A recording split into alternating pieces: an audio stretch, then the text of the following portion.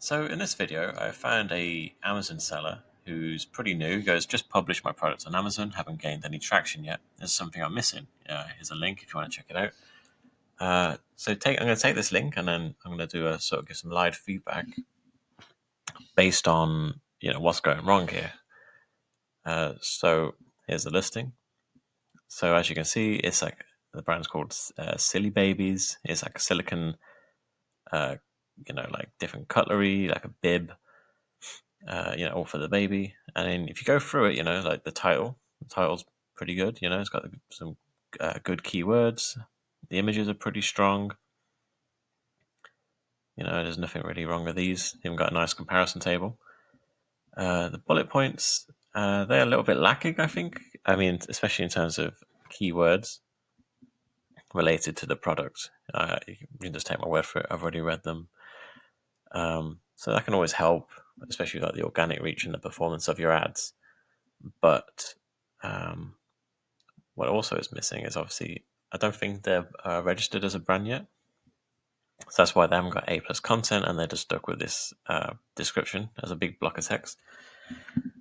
And like the thing is, like maybe a lot of shoppers on Amazon are probably a bit more accustomed to like seeing A+ content now. So maybe seeing this is, might sort of detract them a little bit. And there are ways to format this description so it's not just one big paragraph.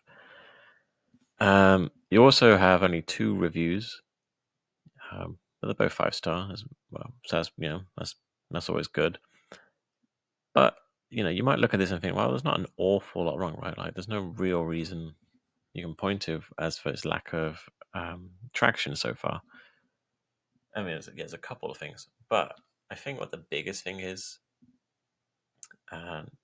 which is going to be pretty obvious once you sort of notice it, but that's the thing, right? Sometimes we start looking for like the smaller details when really the answer's right in front of us. And I think really it's actually just down to the fact that this costs $34, right? So if you scroll down, you can see some pretty much identical sets, right? And okay, they're on sale, but even with the sale, if you take away the discount price, it's still cheaper. So you got this one up here for $20, was $25. This one was $16, it's $13. You just go for the whole set, and like with this one, it's like you can buy this for $9. It's slightly different, granted, but if you're a shopper on Amazon, you think, well, why would I spend $34 when I can get this one right now for $20? And unfortunately, that's just the way a lot of shoppers. That's how they navigate on this platform, right? Like it's like, okay, I have an idea of what products I want to buy. Anything for the most part. Obviously, it depends on the product, but like for the most part, you can be like, well, this is gonna do, right?